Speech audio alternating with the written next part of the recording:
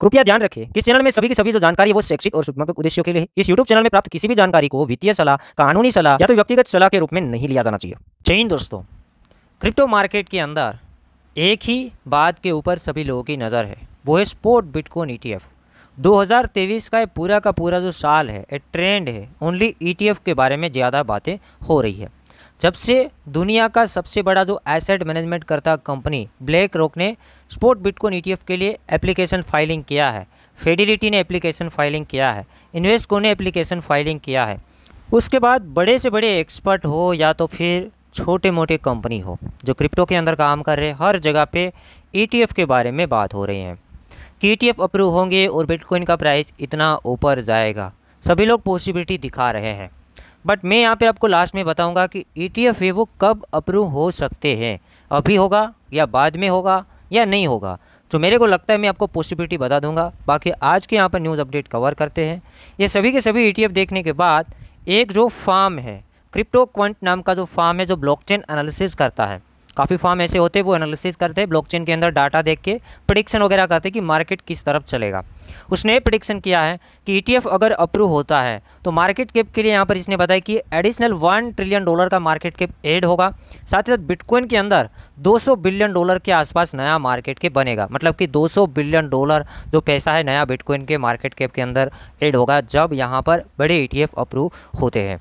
Next उसने ये भी बताया कि बिटकॉइन का प्राइस आसानी से अप्रोक्सीमेटली अगर $155 बिलियन भी इसमें फंड आता है तो उसने एवरेज बता दिया कि बिटकॉइन का प्राइस यहाँ से पुश होके $50,000 एंड $73,000 के बीच में ट्रेड करने की पॉसिबिलिटी है। ये हमारा कहना नहीं है, क्रिप्टो क्वांट एक एक्सपर्ट है जो कि ब्लॉकचेन के अंदर वो एनालिसिस करता है, एक फार्म है। नेक्स्ट हम बात करेंगे एक स्विट्ज़रलैंड का सिटी जो कि बाजेल, इसके बारे में आपने सुना होगा। तो उसकी जो कमेटी है उसने इंट्रोड्यूस किया कि हम क्रिप्टो को एक एसेट बेस्ड रेगुलेशन करेंगे, मतलब कि एसेट जैसे गोल्ड होता है, सिल्वर होता है, हीरे होते हैं, उसको किस तरीके से लोग मानते हैं, उसी तरीके से इन लोगों ने कहा कि ये जो बेस्ड कमेटी है उसने इंट्रोड्यूस किया कि क्रिप्टो को हम एक एसेट का दर्जा देंगे और इस तरीके से रेगुलेशन करेंगे।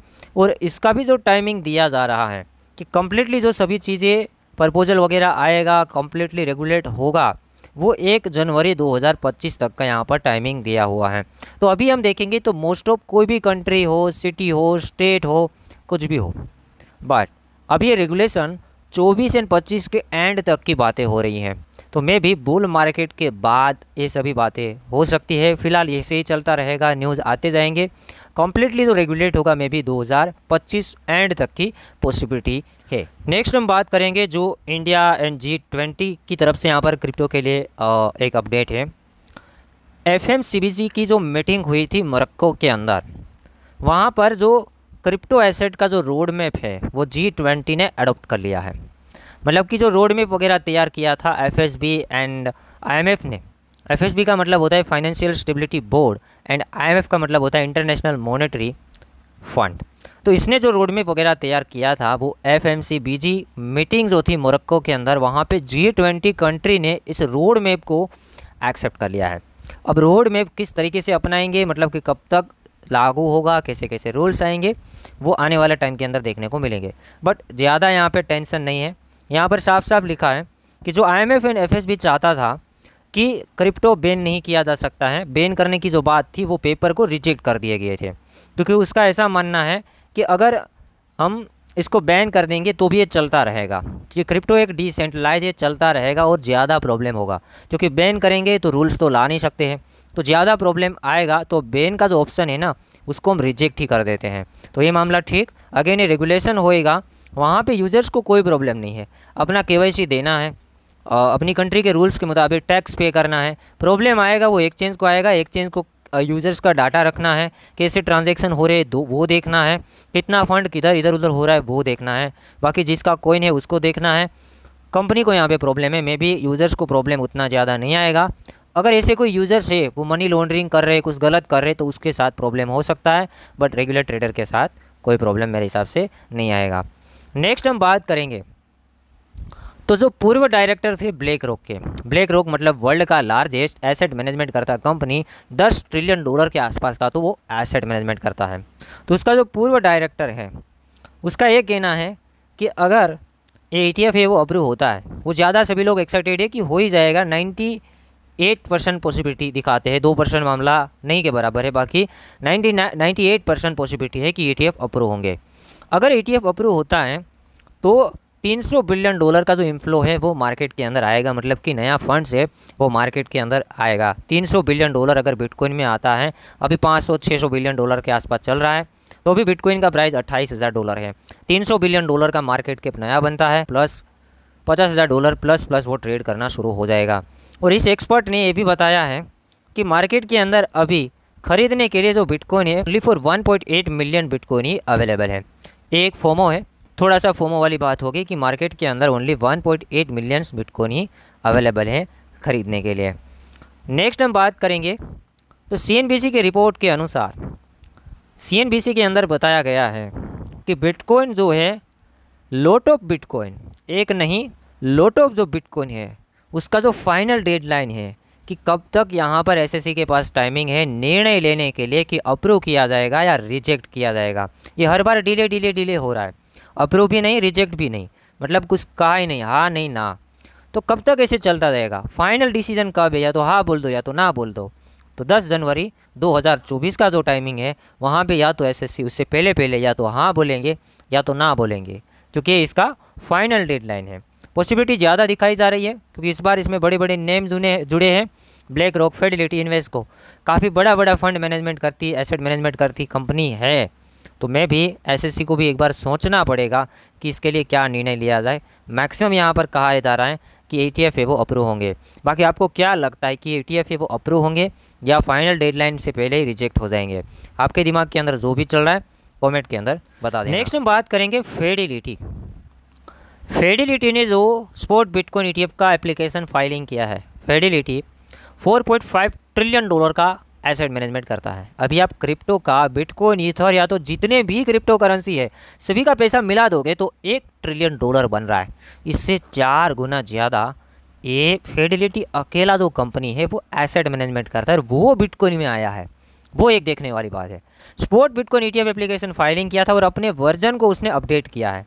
जैसे अपग्रेड आता है ना एप्लीकेशन के अंदर, एप्लीकेशन ऑलरेडी उसने यहाँ पर डाल दिया हुआ है, अप्लाई कर दिया हुआ है, बट उसके अंदर अपग्रेड किया है, अपडेट किया है, उसके जो वर्जन है, कोई एप्लीकेशन उसने डाला है उसको उसने अपग्रेड किया है। जब SEC ने कुछ फीडबैक दिया, SEC ने कल के दिन ही फीडबैक दिया है, जब फेक न्यूज़ आई थी उन टाइम के अंदर फीडबैक दे दिया कि मार्केट के अंदर, इंटरनेट की दुनिया के अंदर कुछ भी हो सकता है, आपको अच्छा सोर्स देखने के बाद ही कंफर्म होना है कि ये न्यूज़ सही है। फेक न्यूज़ काफ़ी ज़्यादा आती है और फिर हमें इम्पैक्ट कर जाती है। क्योंकि न्यूज़ ये थी परसों के दिन कि ब्लैक रॉक का स्पॉट बिटकॉइन ETF अप्रूव हो गया। 15 मिनट के बाद बताया गया, क्लियर किया गया खुद ब्लैक रॉक ने कि अभी अप्रूव नहीं हुआ है, रिव्यू के अंदर ये न्यूज़ है वो फेक है। दूसरे ही दिन SEC ने कहा कि ऐसी न्यूज़ से बच के रहिए। अगर SEC रिलेटेड कोई भी अपडेट आती है, चाहे ETF रिलेटेड हो या तो एक्सेट्रा हो, SEC का नेम वहाँ पर जुड़ा हुआ है तो उसका जो सोर्स है आपको वेरीफाई करने के लिए खुद SEC है। किसी के ऊपर भरोसा मत कीजिए। SEC अगर खुद अपने ट्विटर हैंडल के ऊपर या तो फिर उसके अदर जो सोशल मीडिया प्लेटफॉर्म है या तो अपनी वेबसाइट के ऊपर बताया जाता है तो ही हमें मानना है। तो ये थे कुछ न्यूज़ अपडेट। लास्ट में बता दूंगा कि ETF ये कब तक अप्रूव होंगे। तो ETF जो अप्रूव होंगे, में भी मार्केट जब अच्छा खासा पंप हो जाएगा, जो कि इसका फाइनल जो डेडलाइन है 10 जनवरी, तो 10 जनवरी के आसपास पॉसिबिलिटी है, दिसंबर जनवरी के आसपास पॉसिबिलिटी है। फिलहाल ऐसे इसका शायद गेम चलता रहेगा 1-2 महीना, क्योंकि इतने डाउन मार्केट के अंदर ये लोग ETF अप्रूव में भी नहीं करेंगे। बड़ी चीज़ जो होती है वो मार्केट पंप होने के बाद होती है। में भी ETF अप्रूव होंगे $50,000 के आसपास। जब बिटकॉइन ट्रेड करना शुरू हो जाएगा उसके बाद अप्रूव होगा, मतलब कि 50,000 बिटकॉइन पहुँच जाएगा उसके बाद ETF है वो अप्रूव होगा। लास्ट में यहाँ पे हम बिटकॉइन के बारे में बात करेंगे। बिटकॉइन का करंट टाइम के अंदर प्राइस चल रहा है $28,500। अभी भी ये अपने रेजिस्टेंस के ऊपर टिका हुआ है, रेजिस्टेंस है वो ब्रेकआउट नहीं कर पाया है।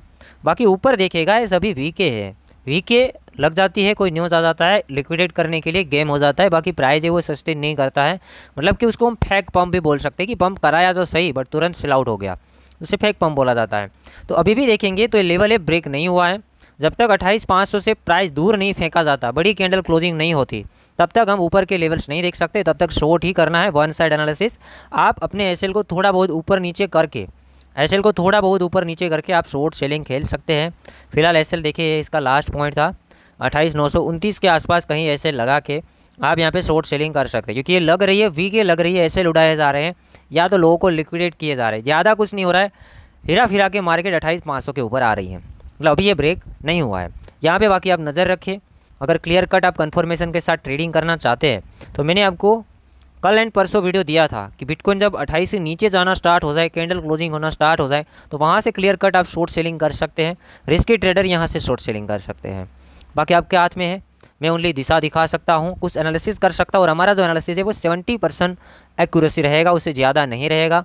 और मैं ओनली फॉर आपको एजुकेट करता हूँ कि दिशा क्या है, रेजिस्टेंस क्या है, सपोर्ट क्या है, बाकी आपको खुद जांच करना है।